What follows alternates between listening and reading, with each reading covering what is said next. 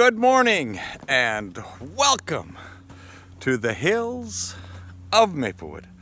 My friends, as always, it is a delight of mine to be able to come to you in this way from the Hills of Maplewood. I have to be honest with yourself, I am kind of getting tired of coming to you in my winter jacket, my insulated coveralls, and my stocking cap. Yes, I know, we're still dealing with this winter. But I know that spring is coming. It is coming. We just have to be patient.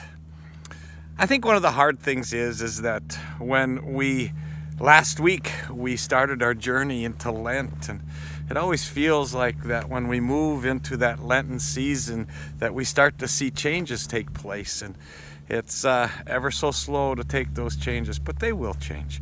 This weekend, of course, we move our clocks ahead, and so it gives us a little longer daylight hours as we move into daylight savings time.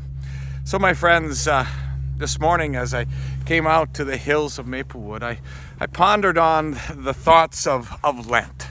And last week we kicked off our Lenten journey as we began to journey through Lent, and when we move that ever so closely to that cross. And so this morning I wanted to bring you a portion of our Lenten series that we're using at Trinity Church, and it's called The Stations of the Cross.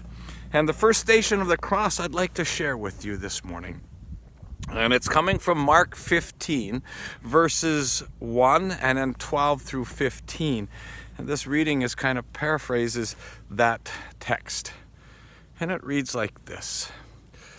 As soon as it was morning, the chief priests held a consultation with the elders and the scribes and the whole council.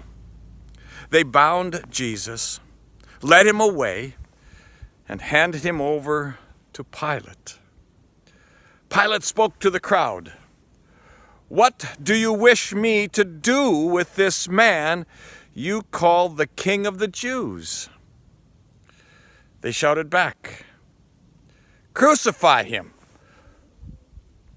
Pilate said to them, "Why, what evil has he done?" But they shouted all the more, "Crucify him." And after flogging Jesus, Pilate handed him over to be crucified. Crucify him.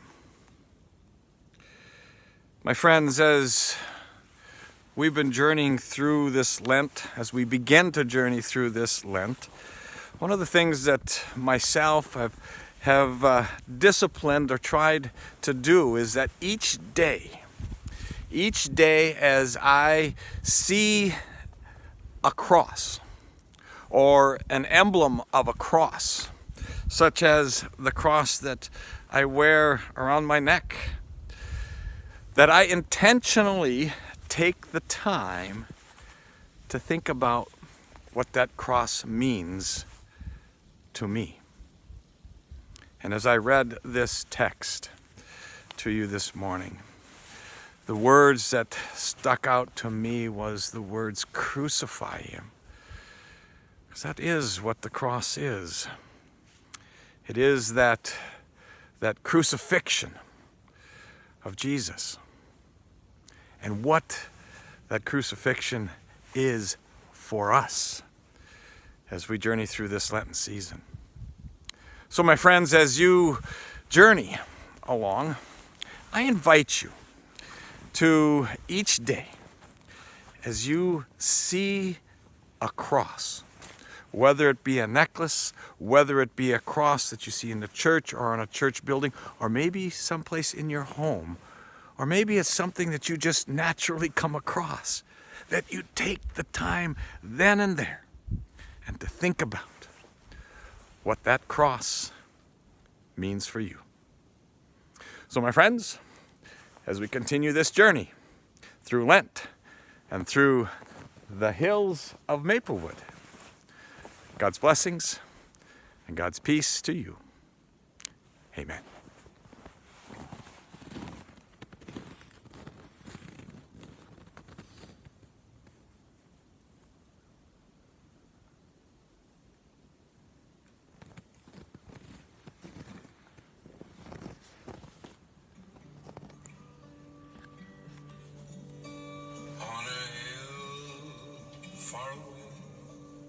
stood an old rugged cross, the emblem of suffering and shame. And I love that old cross where the dearest and best for a world of lost sinners was slain. So I'll cherish the old rugged cross till my trophies at last I lay down. I will cling to the old rugged cross and exchange it someday for the crown. The old rugged cross I will ever be true, its shame and reproach gladly bear. Then you call me someday to my home far away, where there's glory forever I'll share. So I'll cherish the old rugged cross